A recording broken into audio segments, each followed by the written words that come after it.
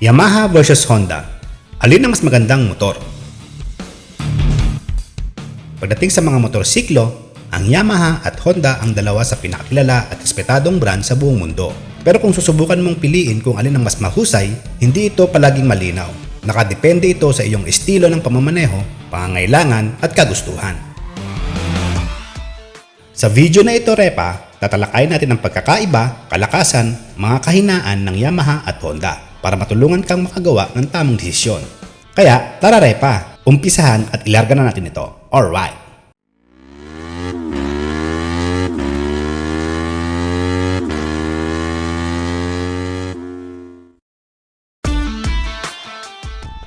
Pangkalahatang impormasyon ng brand.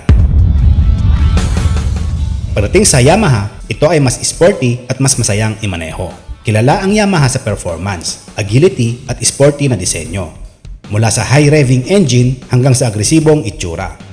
Ang mga Yamaha bikes ay ginawa para sa mga rider na gustong mas exciting at dynamic ang kanilang ride.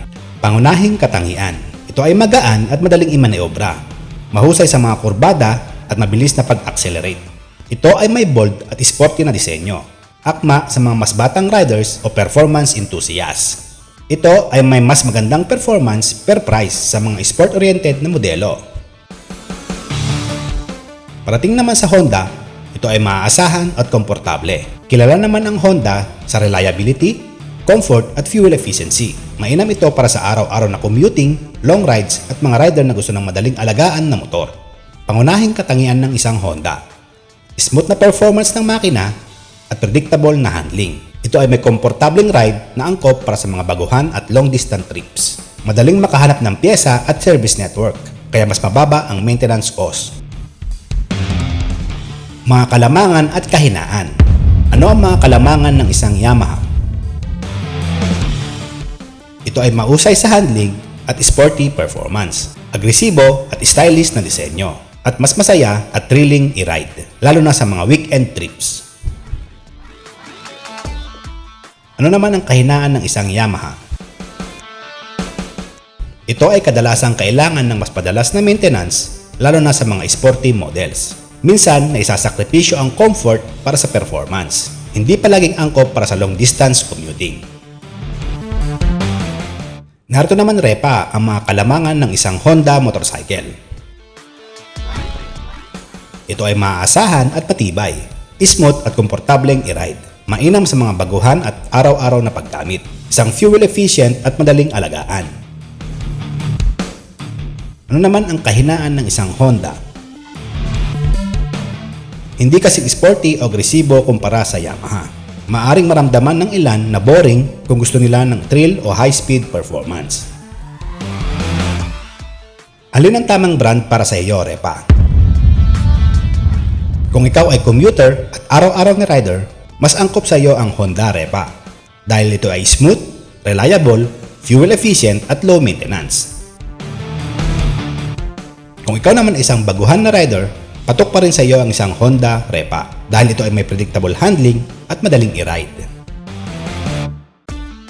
Para naman sa mga rider na naghahanap ng thrill at sporty ride, Yamaha ang piliin. Ito ay magaan, agile at performance-oriented. At kung ikaw naman ay style-conscious, nandyan din ang Yamaha, Repa, dahil ito ay may bold at agresibong disenyo na kapansin-pansin.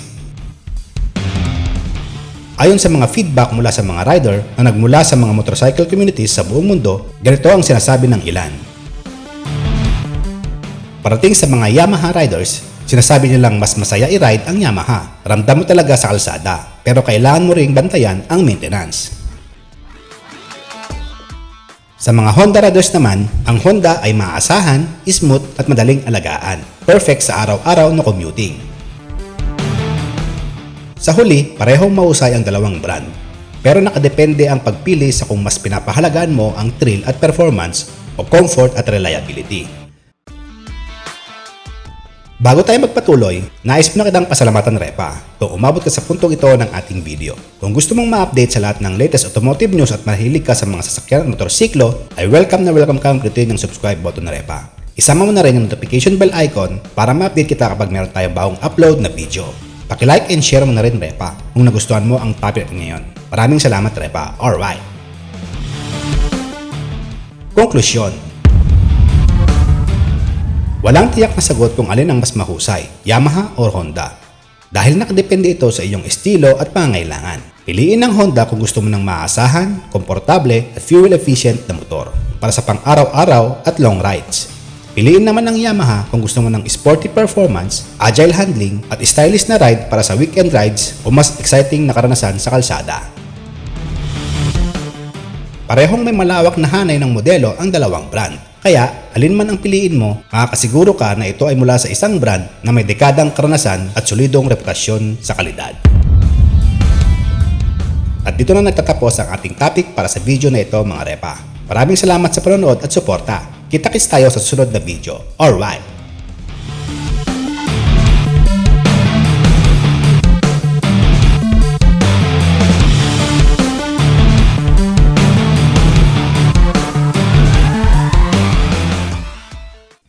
Bago tayo magtapos, ito po muna ang inyong lingkod at nagpapaalala ng huwag pong mainit ang ulo sa daan para tayo ay makarating ng ligtas sa ating patutunguhan. Mga repa, ride safe everyone!